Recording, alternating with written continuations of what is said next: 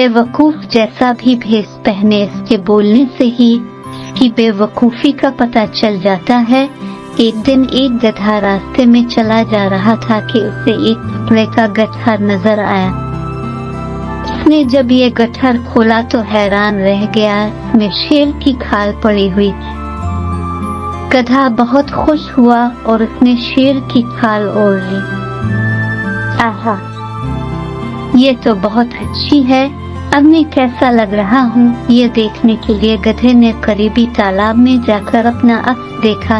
अब मैं शेर बन गया हूँ, अब मैं उन सब को मजा चुकेवाएगा जो मेरा मजाक उड़ाती।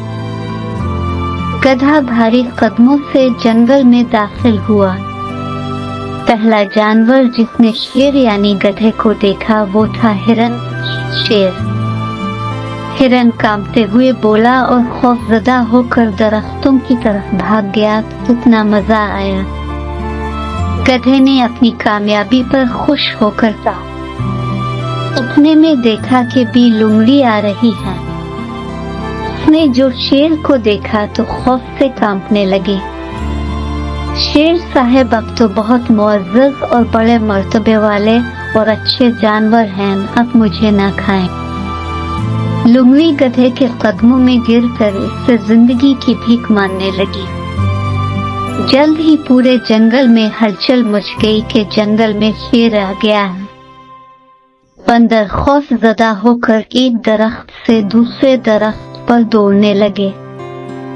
खरगोश अपने बिलों में जाकर छुपने लगे। कितने मजे की बात है, अब मुझे उन्हें शेर की तरह दौड़ा कर डरा देना चाहिए, गधे ने अपने आप से कहा और फिर शेर की तरह दौड़ा। लेकिन इसकी देर में अलग ही आवाज निकली, ठेचुम ठेचुम। सब जानवरों ने ये आवाज सुनी और बाहर आ गए। उन्हें गधे की असलियत जानने में देर न लगी कि यह दरअसल गधा है जो शेर की खाल में आ गया।